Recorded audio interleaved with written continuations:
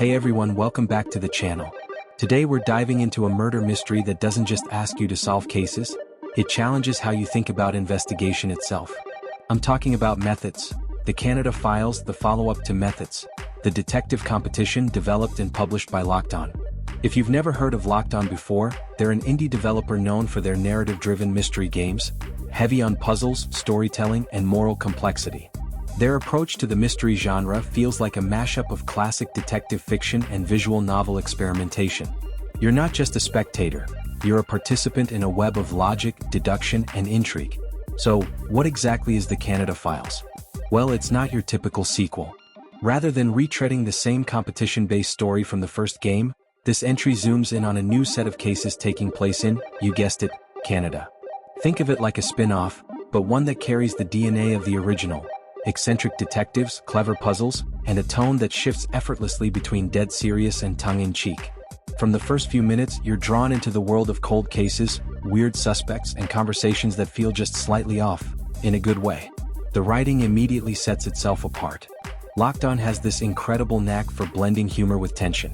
You might be interviewing a suspect who's hiding something dark one moment, and the next you're chuckling at a meta joke about detective tropes. The story opens with a fresh cast of detectives taking on a series of bizarre and increasingly dangerous cases across Canada. The tone walks a fine line between parody and sincerity. It never forgets it's a game, it plays with structure, character archetypes, and logic in ways that make you stop and think, wait, am I the one being analyzed here? And that's part of what makes the Canada Files so unique. It's a game that knows its audience. People who love stories, who love logic, who love the thrill of putting clues together. But it's also a game that wants to mess with that process. Sometimes the clues don't line up neatly. Sometimes you have to read between the lines or question your own assumptions. Visually, it's simple but sharp. Locked On uses clean, colorful art, minimalist, but expressive enough to give every character personality. The hand-drawn style feels deliberate, like it belongs in a comic book where every frame is designed to make you think. There's something oddly comforting about how low-key it looks. You're not distracted by flashing lights or fancy 3D graphics. It's just you, your brain, and a bunch of dialogue choices. The soundtrack deserves a shout-out too. It's got this mix of jazzy detective riffs and eerie ambient tones that keep you immersed in the mystery. It's the kind of background music that fades into your thoughts, making you feel like a detective sitting in a quiet cafe, notebook open, piecing things together. Now let's talk gameplay, because this is where the Canada Files really stands out from most visual novels. It's not just about clicking through dialogue. The cases demand actual thinking. You'll read testimony, cross-examine evidence, and deduce motives. There's no spoon-feeding here. The puzzles don't treat you like you're 5 minutes into your first mystery. They respect your intelligence. That said, this is where one of the first real criticisms comes in. The puzzle design can be inconsistent. Some cases hit that perfect sweet spot of logical satisfaction, where every deduction feels earned and you get that aha moment. But others feel either too obscure or too straightforward. There's a fine line between challenging and frustrating, and occasionally the game stumbles onto the wrong side. Also, while the writing is excellent overall, there are a few pacing issues. Some dialogues run longer than they need to. You'll find yourself clicking through lines that repeat information you already figured out, just to reach the next deduction screen. It's not game-breaking, but it can break immersion in moments where you were otherwise locked in. Still, the good far outweighs the bad. Locked On's writing has real wit and heart behind it. Every case, even the smaller ones, has personality.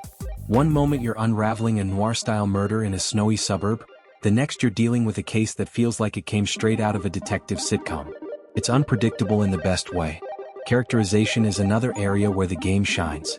The detectives and suspects feel distinct, layered, and occasionally bizarre. You'll meet the ultra-serious, logic-driven investigator who thinks they're Sherlock Holmes, the overly emotional partner who solves cases through intuition, and a handful of eccentrics that could easily headline their own spin-offs. There's a sense that Locked On really cares about its characters. Even the briefest side interactions feel purposeful. The humor works not because it's random, but because it reveals personality. You start to realize that every quirk, every strange remark, every out-of-place joke might be telling you something subtle about who these people are. As for the overarching narrative, the Canada Files does something really clever. It connects loosely to the events of the detective competition, but it stands firmly on its own. You don't need to play the first game to enjoy this one, but if you have, you'll notice clever callbacks, thematic parallels, and little Easter eggs that deepen the experience. What's more, the structure encourages replayability. Choices matter, but not always in the pick the right one or lose sense. Sometimes the game rewards you for thinking creatively, or for interpreting a scene differently on your second playthrough. You'll catch foreshadowing, subtle dialogue cues, and hints that change your understanding of the story once you've seen it all. One thing I absolutely love is how the tone of the Canada Files evolves as you play. It starts off whimsical, lots of jokes, quirky cases, and colorful banter. But as it goes on, the layers of mystery start to darken. You realize that beneath the lighthearted dialogue is something more serious, maybe even philosophical. The game starts asking questions about identity, truth, and what justice really means in a world full of flawed people. Locked On deserves serious credit for that. They're an indie developer, but they approach narrative like a studio that's been doing this for decades. The balance between humor, logic, and emotion is something many big-budget mystery games struggle to achieve. Of course, the game isn't perfect. Let's talk about a few more drawbacks. The user interface can feel clunky at times. Navigating menus or backing out of case summaries isn't always intuitive. There's also a lack of certain accessibility options. Things like adjustable text size or colorblind-friendly palettes would go a long way. The voice acting, or lack thereof, might also divide players. Some fans love that it keeps the focus on reading and deduction, while others wish for more life in the dialogue. I get both sides. Personally, I think the silence works for the atmosphere, but it could have been interesting to hear even partial voice work to elevate emotional moments.